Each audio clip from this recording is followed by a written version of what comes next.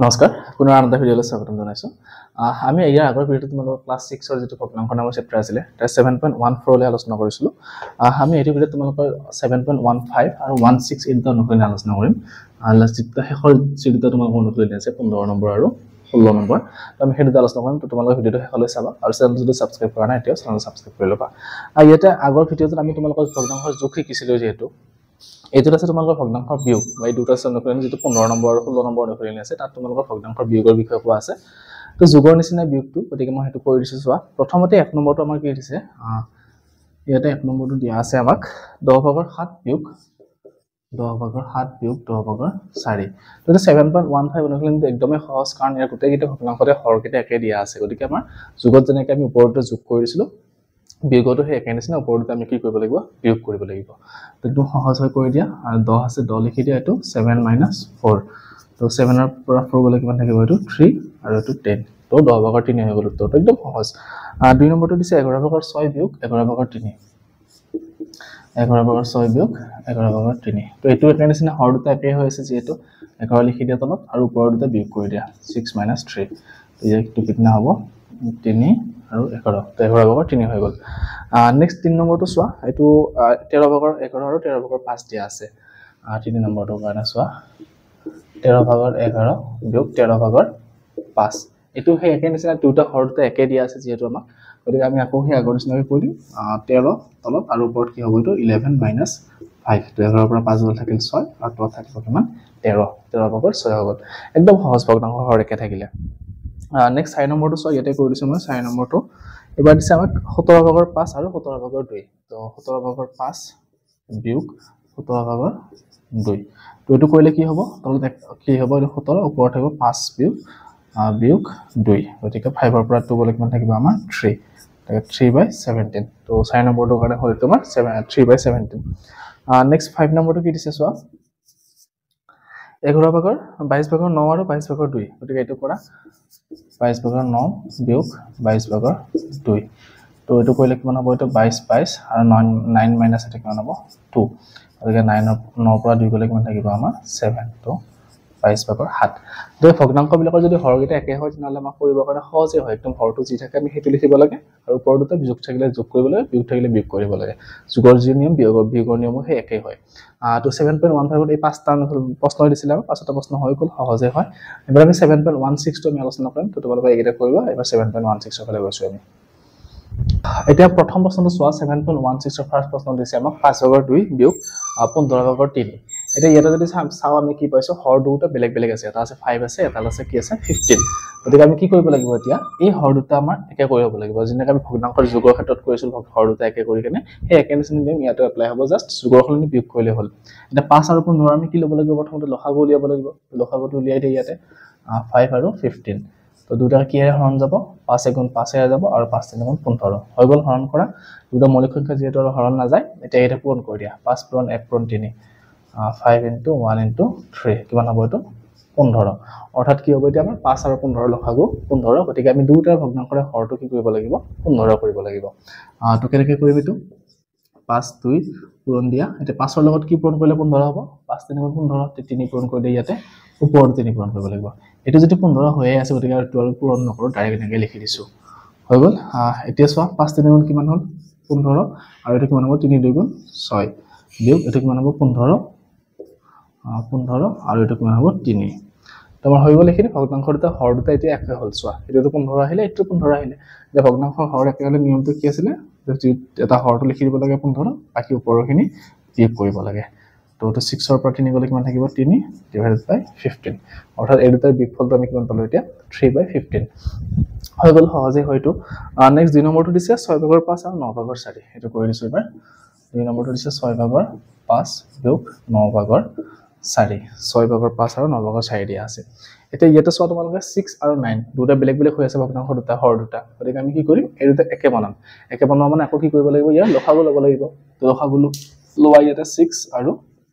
9 তো দুটাকে কি হৰণ যাব 3 ৰে হৰণ যাব 3 2 গুণ 6 3 3 গুণ 9 আৰু যেতে এখৰে হৰণ কৰিব নোৱাৰো এতিয়া আমি কি কৰিম এটো আৰু এটো পূৰণ কৰি দিম তো কিমান হ'ব পূৰণ কৰিলে 3 2 গুণ 6 6 3 গুণ 18 গতিকে আমাৰ দুটা সংখ্যাৰে আমি লসাগুটো কিমান পালো 18 মানে এই ভগ্নাংশ দুটাৰ হৰ দুটা কি কৰিব লাগিব এতিয়া 18 কৰিব লাগিব তো 5/6 পূৰণ 3 পূৰণ কৰি যেহেতু 18 হ'ব 6 3 18 গতিকে দুটা আমি কি কৰিছো 3 পূৰণ কৰি দিছো একে নিচিনাকৈ এইটো চোৱা 9/4 পূৰণ এই মাহত 9 ৰ লগত 2 পূৰণ কৰিলে 18 হ'ব গতিকে আমি ওপৰত কি কৰিছো 2 পূৰণ কৰি দিছো এতিয়া কৰা এইটো 5 3 15 6 3 18 বিয়োগ এইটো কিমান হ'ব 9 2 18 আৰু এইটো 4 2 8 তো হৈ গ'ল আমাৰ দুটাৰ ভগ্নাংশ চোৱা হৰ দুটা এতিয়া 18 হৈ গ'ল তো এতিয়া বাকিখিনি আমি সলভ কৰিব পাৰিম তলত লিখি দিব লাগিব 18 ওপৰত হ'ব কিমান 15 - 8 তো 15 পৰা 8 গ'লে কিমান থাকিব এতিয়া 8 7 15 7 আৰু এইটো তলত থাকিব কিমান 18 গতিকে এই দুটা যোগফলটো আমি কিমান পালো এতিয়া 18/7 তো আমাৰ 2 নম্বৰটো হৈ গ'ল এবাৰ 3 নম্বৰ আৰু 4 নম্বৰটো আলোচনা কৰিছো এবাৰ মই 3 নম্বৰটো কি দিছে চোৱা 3/10 আৰু 4/13 এই দুটাৰ ভগ্নাংশৰ হৰ দুটা বেলেগ বেলেগ কি আছে 3 আৰু 4 আছে আমি কি কৰিম 3 আৰু 4 লসাগু ল'ব লাগিব এতিয়া দুটা যেহেতু পৰস্পৰ মৌলিক সংখ্যা মানে 3টো আমি একেবাৰে হৰণ কৰিব নোৱাৰো বা 4টো আমি 2ৰে হৰণ যায় কিন্তু আমাক দুটাৰ কমন যেহেতু হৰণ কৰিব পৰা সংখ্যা একো নাই গতিকে আমি এই দুটা পূৰণ কৰি দিলে আমি ইয়াৰ লসাগুটো পাই যাম তো 3 আৰু 4 লসাগু কিমান হ'ব 4 3 12 গতিকে আমি দুটা ভগ্নাংশৰ হৰটো কি কৰিব লাগিব এতিয়া 12 কৰিব লাগিব তো 12 কৰিবলৈ গ'লে কি কৰিব লাগিব এইটো 3/10 পূৰণ 3 লগত যেটো 4 পূৰণ কৰিলে 12 হ'ব ওপৰটো 4 পূৰণ কৰি দিয়া একে নিচিনা 4 লগত 3 পূৰণ কৰিলে 12 ওপৰটো আমি কি কৰিব লাগিব 3 পূৰণ কৰিব লাগিব তো পূৰণ কৰি লিখা এতিয়া 10 4 * 40 4 3 * 12 বিয়োগ 4 3 * 12 আৰু 3 3 কিমান 39 হৈ গ'ল এতিয়া কি হ'ব এইটো 12 আৰু এটা কিমান হ'ব 40 বিয়োগ 39 তো 40 ৰ পৰা 39 গ'লে কিমান থাকিব 1/12 অৰ্থাৎ এই দুটাৰ বিয়োগফলটো আমি কিমান পালো এতিয়া 12/1 তাৰপিছত নেক্সট আমাৰ এবাৰ দিছে 5/2 আৰু 11/3 তো মই এইটো কৰি দিছো 4 নম্বৰটো ইয়াতে 5/2 বিয়োগ 11/3 তো এইটো চোৱা এতিয়া এইটো হৰ দুটা কি আছে 5 আৰু 11 গতিকে দুটা মৌলিক সংখ্যা যেহেতু তো ইয়াৰ লসাগুটো কি হ'ব এতিয়া 5 11 55 গতিকে আমি দুটাৰে কি কৰিব লাগিব এই দুটা ভগ্নাংশৰ হৰ দুটা 55 কৰিব লাগিব তো এইটো হ'ল 5/2 আৰু এইটো কি পূৰণ কৰিব লাগিব এতিয়া 5 ৰ লগত যেটো 11 পূৰণ কৰিলে 55 হয় 2 ৰ লগত আমি 11 পূৰণ কৰি দিয়া একে নিচিনাকৈ এইটো 11/3 তো দুটাত আমি কি পূৰণ কৰিব লাগিব 5 পূৰণ কৰি দিয়া 5 11 55 5 3 15 গতিকে এইটো 55 পালো এইটো কিমান হ'ব আমাৰ 22 আৰু এইটো কিমান হ'ব আমাৰ 5 11 55 এইটো হ'ব আমাৰ 5 3 15 এই দুটাৰ হৰগেটা একে হৈ গ'ল যেহেতু আমি এতিয়া কৰিব পাৰিম অংকটো তো 55 পাওয়া ইয়াতে আমি কি লিখিব লাগিব 22 বিয়োগ ওপৰত কিমান আছে 15 গতিকে 22 ৰ পৰা 15 গ'লে কিমান থাকিব 7/55 অৰ্থাৎ এতিয়া এই দুটাৰ বিয়োগফলটো আমি কিমান পালো এতিয়া 7/55 বা 55/7 তো 4 নম্বৰটো হৈ গ'ল এবাৰ আৰু দুটা লাষ্টৰ আছে 5 নম্বৰ আৰু 6 নম্বৰ এবাৰ সেই দুটা আলোচনা কৰিছো কিন্তু 5 নম্বৰটো আমাক কি দিছে চোৱা 5 নম্বৰটো দিয়া আছে এবাৰ 8/7 আৰু 5/3 তো 8/7 বিয়োগ 5/3 বা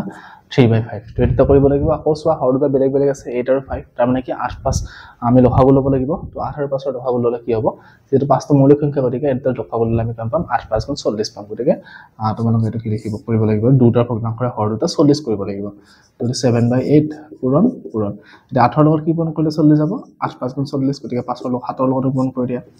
5 আৰু 3 গতিকে 5 ৰ লগত কি পূৰণ কৰিলে 40 যাব 5 7 * 40 3 ৰ লগত 8 পূৰণ কৰি দিয়া এটো কিমান হ'ব এতিয়া 7 5 * 35 আৰু এটো 8 5 * 40 বিয়োগ এটো কিমান হ'ব 5 7 * 40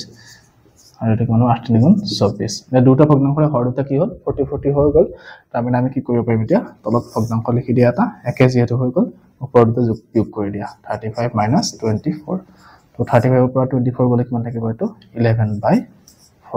গতিকে এই দুটাৰ বিয়োগফলটো আমি পালো কিমান এতিয়া 40/11 একদম শেষৰটো দিছে এবাৰ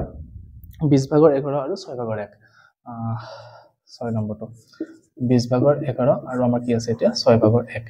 এতিয়া আমি দুটাৰ ভগ্নাংশৰ হৰ দুটা বেলেগ বেলেগ আছে আমি লসাগু ল'ব পাৰিম ইয়াৰে গতিকে লসাগুটো উলিওৱা তোমালোকে 20 আৰু 6 ৰ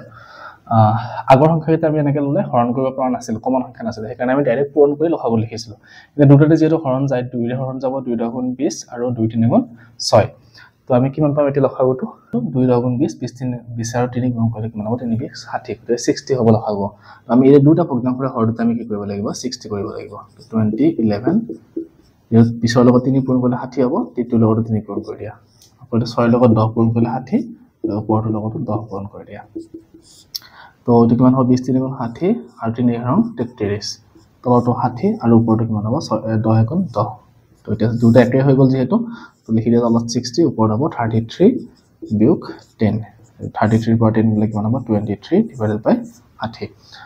তো আমাৰ 6 নম্বৰটো উত্তৰটো পালো কিমান এতিয়া 60 ভাগৰ 23 তো তোমালোকৰ এইটো 7.16 অনুশীলনীত এই 6টা অংক দিছিলে আৰু গোটেইটা আমি আলোচনা কৰিলো তো ইয়াৰ পিছত আৰু অনুশীলনী নাই যেহেতু আজি তোমালোকৰ ভগ্নাংশ নামৰ চেপ্টাৰে 16টা অনুশীলনী আছিল আমি গোটেইটা আলোচনা কৰিলো আমি ভিডিঅ'বিলাক আগৰ ভিডিঅ'বিলাকত আপলোড কৰিছো তোমালোকৰ যদি সেইকেইটা চাই লোৱা নাই সেইটা চাইব পাৰিবা আৰু যদি বুজি পোৱাত সুবিধা হৈছে তেতিয়াহ'লে চেনেলটো সাবস্ক্ৰাইব কৰিবা আৰু লগৰবিলাকৰ লগত শ্বেয়াৰ কৰিবা আমি ইয়াৰ পিছৰ ভিডিঅ'টো নেক্সট আকৌ তোমালোকৰ ইয়াৰ পিছৰ চেপ্টাৰটো আমি আলোচনা কৰিম গতিকে চাই থাকিবা ভিডিঅ'বিলাক ধন্যবাদ